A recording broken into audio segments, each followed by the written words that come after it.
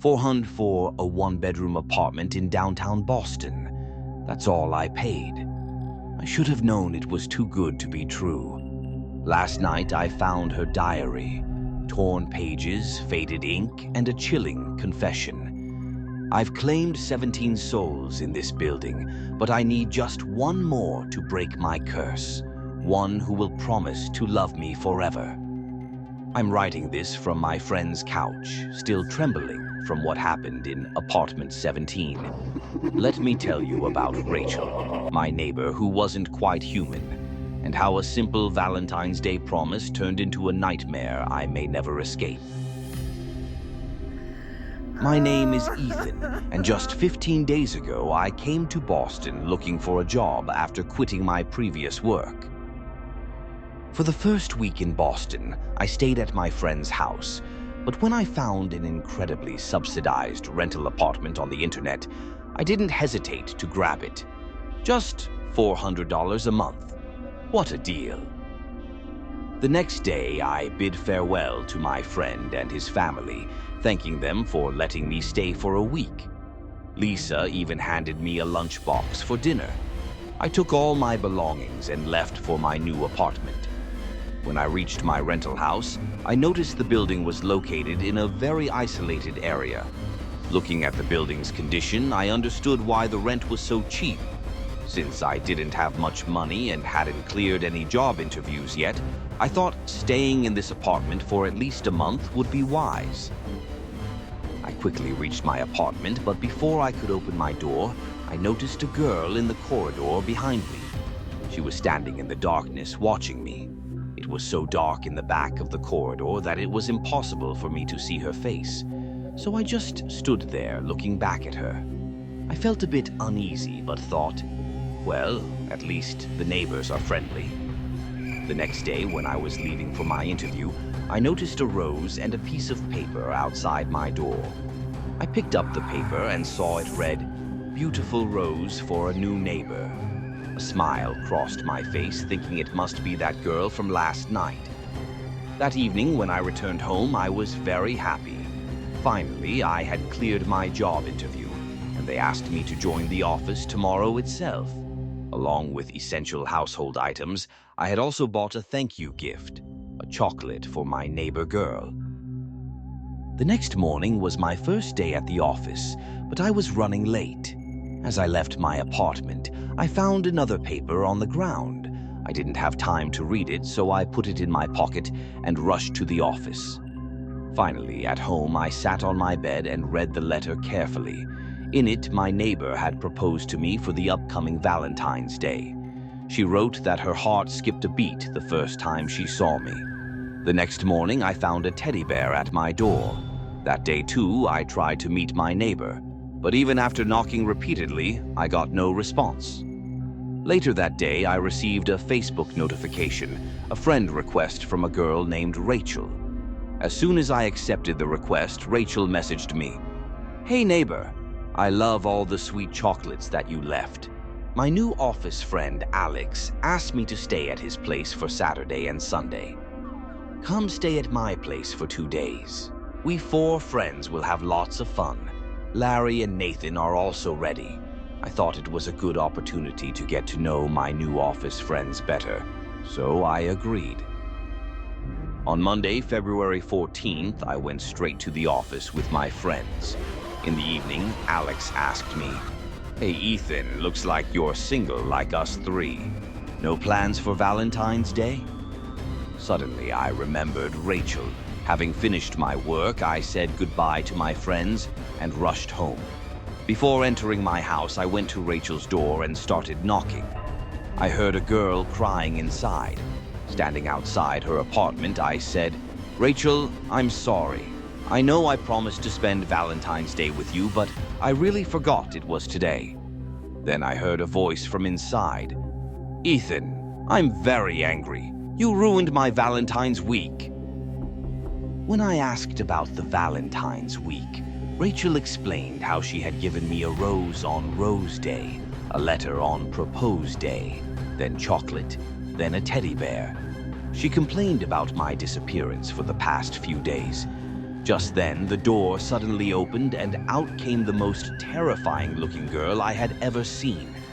Seeing such a horrifying face, I ran from there at full speed, and she started chasing me. I ran straight down from the building and shouted to the watchman, "Brother, save me! That witch-like girl wants to hug and kiss me." The watchman replied, "Which girl, sir?" "That Rachel from apartment 17. "Oh, brother, that ghost caught you too?" "What do you mean?" I asked. "Sir, that Rachel is a ghost. Nobody knows her story, but whenever any young man comes to live in the building, Rachel's ghost starts haunting him. That's why the rooms here are so cheap, and nobody comes to live here." Hearing this, my mind was blown. I went straight to Alex's house to stay that night. The next day, I went back to my room, packed all my belongings, and left that creepy place. I rented a room in another area. I hope no other guy goes to live in that cursed place, or that ugly ghost will haunt him too. Don't worry, I won't haunt anyone else now. Until today, no one had ever made me a promise. But you made me a promise and made me your permanent Valentine. Let's see what happens next. The first 2 or 3 days in my new apartment were very peaceful. This was a different building where people like me lived and went to work just like I did. But on the 4th night after moving in, I heard knocking on my window. I woke up from sleep, and as soon as I pulled back the curtain to look at the window, I was horrified. Rachel's ghost was once again smiling at me from outside the window. I panicked badly and ran toward the bathroom right then, locking myself inside. But then Rachel slipped in through the bathroom skylight and started kissing me. I ran screaming from the house that very moment. I spent that night sleeping on a bench in a nearby park. But from the very next day, Rachel's ghost started haunting my new house again. Sometimes she'd enter while I was having dinner, sometimes while I was sleeping. She would torment me even on my Saturdays and Sundays off. She even made it difficult for me to use the bathroom. One day after work, I went straight to my old apartment and asked the security guard, "Brother, please help me. I changed houses, but Rachel's ghost has followed me 5 miles to my new apartment. Please help me get rid of her." "Sir, I told you that day too that I don't know Rachel's story, but Mr. Thompson, an 80-year-old man, lives in apartment number 3 on the ground floor. He's the oldest tenant here. Try talking to him. Maybe he can help you." And then I entered that society again to talk to Mr. Thompson. Yes, I knew Rachel and her family very well. In fact, Rachel's father, Michael, and I were very good friends, and we used to go for morning walks together. Rachel was born to Michael in 1972, and I've known her since she was a milk-drinking baby. But as Rachel grew up, her nose grew large like Michael's, and people started teasing Rachel because of her nose. Rachel spent her childhood alone, and no children wanted to play with her. "Daddy, everyone teases me, and no one talks to me." "Don't be sad, baby. Everything will be all right."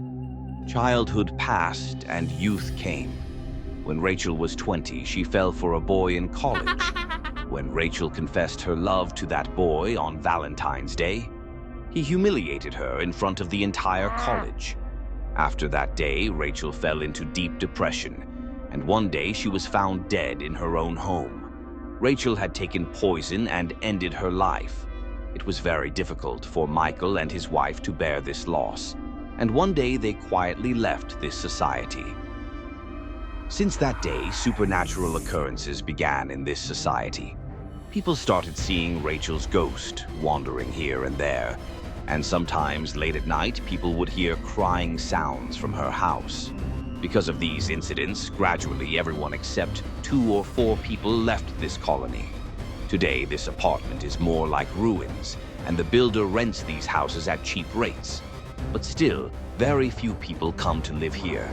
After returning home from Mr. Thompson's, I opened my dresser drawer and took out what I would use to deal with Rachel tonight. I put my weapon in my pocket and started waiting for Rachel. 3 hours passed, and it was now 1 o'clock in the night, but Rachel's ghost hadn't come to my house yet. Just as I thought she might not come tonight and lay down on the bed, Rachel descended through the window and sat right on top of me. "Rachel, get off me first. Why do you keep bothering me? Don't you have anything else to do?" "No, I just enjoy teasing you." Okay, stop. I need to talk to you seriously, Rachel." "Yes, tell me, darling." "Okay, so tell me, what am I to you?" "My boyfriend." "Well, I don't want to be your boyfriend anymore. I want to give this relationship a new name. Will you accept our new relationship, Rachel?" "Yes, Ethan. Is that even something to ask? Promise." And then I took out my weapon from my pocket and put it on Rachel's wrist. "What is this?" "From today, we are just friends, and you can't change this relationship because you just promised to accept our new relationship. So from today, we are just good friends." After crying continuously for about 5 minutes, Rachel said to me, "Ethan, can I tell you something?" "Yes, tell me, Rachel." "Today you've given my soul freedom. Actually, in my life, I never got love or friendship, but for the first time I got both these things. Thank you for giving peace to my soul. Goodbye, my friend." And saying this, Rachel suddenly vanished into thin air. And there you have it, friends. Some say on quiet nights, if you walk past 1313 Shadow Lane in Boston, you can still hear Rachel's ghostly laughter echoing through the halls. Others claim they've seen a beautiful young woman leaving the building hand in hand with a mysterious man. Could it be that she finally found her eternal Valentine? If this story sent chills down your spine, don't forget to hit that like button. Make sure to subscribe to our channel for more spine-tingling tales of the supernatural. Hit the notification bell so you never miss our weekly uploads of true horror stories. Did you have a similar experience? Or maybe you know of a haunted building in your town? Share your stories in the comments below. Who knows, your tale might be our next feature. Follow us on Instagram, Nightmare Chronicles, and Facebook @Haunted Tales for exclusive behind-the-scenes content and bonus stories that are too scary for YouTube. Stay spooky, friends, and remember, not all Valentine's Day promises are meant to be kept.